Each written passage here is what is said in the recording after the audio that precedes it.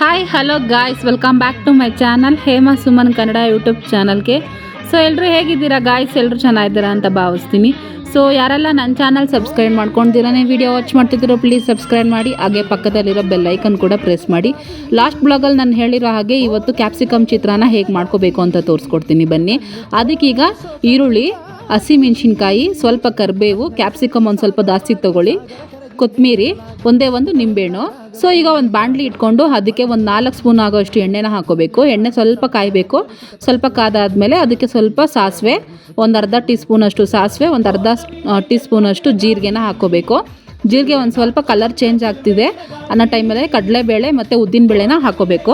Guys, ಒಂದು ಸ್ವಲ್ಪ ಕಡಲೆಬೇಳೆ ಉದ್ದಿನಬೇಳೆ ಹಾಕೋಬೇಕು. ಹಾಕ್ಕೊಂಡು ಒಂದು ಸ್ವಲ್ಪ ಕಲರು ಸ್ವಲ್ಪ ಲೈಟಾಗಿ ಚೇಂಜ್ ಆಗ್ತಿದೆ ಅನ್ನೋ ಟೈಮಲ್ಲೇ ಒಂದು ಸ್ವಲ್ಪ ಕಡಲೆ ಬೀಜನ ಹಾಕ್ಕೊಂಡ್ಬಿಡ್ಬೇಕು. ನೋಡಿ, ಉದ್ದಿನಬೇಳೆ ಹಾಕ್ತಾಯಿದ್ದೀನಿ.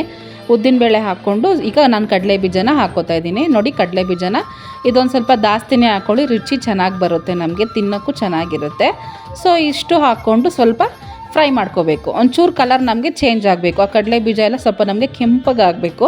ಅಲ್ಲಿವರೆಗೂ ಫ್ರೈ ಮಾಡ್ಕೊತಾನೆ ಇರಬೇಕು. ಇದನ್ನು ನೋಡಿ, ಫ್ರೈ ಮಾಡ್ಕೋತಾ ಇದ್ದೀನಲ್ಲ, ನೋಡಿ ಕಲರ್ ಕೂಡ ಚೇಂಜ್ ಆಗ್ತಿದೆ. ಸೊ ಇದಕ್ಕೀಗ ಹಸಿಮೆಣ್ಸಿನ್ಕಾಯಿ ಮತ್ತು ಕರಿಬೇವನ್ನ ಹಾಕ್ಕೋತಾ ಇದ್ದೀನಿ. ಕರಿಬೇವು ಮತ್ತು ಹಸಿಮೆಣ್ಸಿನ್ಕಾಯಿ ಮತ್ತು ಈರುಳ್ಳಿ ಮೂರನ್ನು ಹಾಕ್ಕೋತಾ ಇದ್ದೀನಿ. ಹಾಕ್ಕೊಂಡು ಈಗ ಫ್ರೈ ಮಾಡ್ಕೊಂಬಿಡ್ಬೇಕು.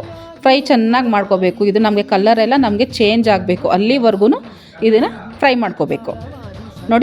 ನೋಡಿ ಫ್ರೈ ಆಗ್ತಿದೆ. ನೋಡಿ, ಚೆನ್ನಾಗಿ ಫ್ರೈ ಮಾಡ್ಕೋಬೇಕು. ನಮಗೆ ಅದರಲ್ಲಿರೋ ನೀರಿನ ಅಂಶ ಎಲ್ಲ ಹೋಗಬೇಕು. ಸೊ ಇದಕ್ಕೆ ರುಚಿಗೆ ಎಷ್ಟು ಬೇಕೋ ಅಷ್ಟು ಉಪ್ಪನ್ನ ಹಾಕ್ಕೋತಾ ಇದ್ದೀನಿ ಇವಾಗಲೇ ನಾನು. ಸೊ ರುಚಿಗೆ ಎಷ್ಟು ಬೇಕೋ ಅಷ್ಟು ಉಪ್ಪನ್ನ ಹಾಕ್ಕೊಂಡು ಚೆನ್ನಾಗಿ ಫ್ರೈ ಮಾಡ್ಕೋಬೇಕು ಇದನ್ನ. ಸೊ ಇದೊಂದು ಸ್ವಲ್ಪ ಫ್ರೈ ಆದಮೇಲೆ ಈಗ ಕ್ಯಾಪ್ಸಿಕಮ್ನ ಹಾಕ್ಕೊಂಬಿಡ್ಬೇಕು. ಕ್ಯಾಪ್ಸಿಕಮ್ ಒಂದು ಸ್ವಲ್ಪ ಚಿಕ್ಕದಾಗೆ ಕಟ್ ಮಾಡ್ಕೊಳ್ಳಿ.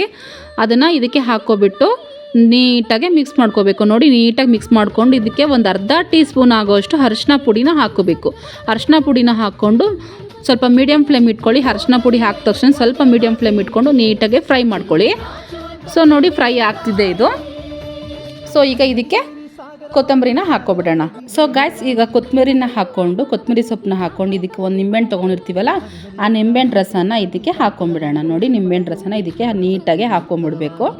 ಸೊ ನಿಂಬೆಹಣ್ಣು ರಸನ ಹಾಕ್ಕೊಬಿಟ್ಟು ಸ್ವಲ್ಪ ಫ್ರೈ ಮಾಡ್ಕೋಬೇಕು. ಒಂದು ಸ್ವಲ್ಪ ಫ್ರೈ ಮಾಡಿಕೊಂಡು ಈಗ ಒಂದು ಸ್ವಲ್ಪ ಕಾಯಿನ ಸ್ವಲ್ಪ ತುರ್ಕೊಳ್ಳಿ, ಸಣ್ಣಕ್ಕೆ ನೋಡಿ ಈ ಥರ ಹಿಂಗೆ ತುರ್ಕೊಂಡು ಅದನ್ನು ಇದಕ್ಕೆ ಒಂದು ಸ್ವಲ್ಪ ಹಾಕ್ಕೊಂಬಿಡೋಣ. ನಾನು ಫ್ಲೇಮ್ ಈಗ ಆಫ್ ಮಾಡ್ಕೊತೀನಿ. ಈಗ ಆಫ್ ಮಾಡಿಕೊಂಡು ಕಾಯಿ ತುರಿನ ಹಾಕ್ಕೊಂಡು ಈ ಥರ ಈಗ ಮಿಕ್ಸ್ ಮಾಡ್ಕೊಬಿಟ್ರೆ ನೋಡಿ, ಅನ್ನಕ್ಕೆ ಕಲಿಸ್ಕೊತಾ ಇದ್ದೀನಿ. ನೋಡಿ, ಚೆನ್ನಾಗಿ ಬಂದಿದೆ. ನೋಡಿ ಉದ್ರಾಗಿ ಸಖತ್ತಾಗಿ ಬಂದಿದೆ. ಟೇಸ್ಟ್ ಮಾತ್ರ ತುಂಬಾ ಚೆನ್ನಾಗಿರುತ್ತೆ. ನೀವು ಮನೇಲಿ ಒಂದ್ಸತಿ ಟ್ರೈ ಮಾಡಿ ನನಗೆ ಹೇಗಿತ್ತು ಅಂತ ನನ್ನ ಕಮೆಂಟ್ಸಲ್ಲಿ ತಿಳಿಸಿ ನೀವು. ಸೊ ಗಾಯ್ಸ್, ನಮ್ಮ ವಿಡಿಯೋ ನಿಮ್ಗೇನಾದರೂ ಇಷ್ಟ ಆಗಿದ್ದರೆ ಒಂದು ಲೈಕ್ ಮಾಡಿ, ಶೇರ್ ಮಾಡಿ, ಕಮೆಂಟ್ಸ್ ಮಾಡಿ.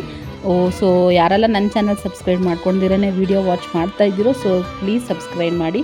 ಹಾಗೆ ನೆಕ್ಸ್ಟ್ ವಿಡಿಯೋ ಇನ್ನೂ ಇಂಟ್ರೆಸ್ಟ್ ಆಗಿರೋ ನೆಕ್ಸ್ಟ್ ವೀಡಿಯೋಸ್ ಬರುತ್ತೆ, ಖಂಡಿತವಾಗ್ಲೂ ನೋಡಿ. Thank you, tata, bye.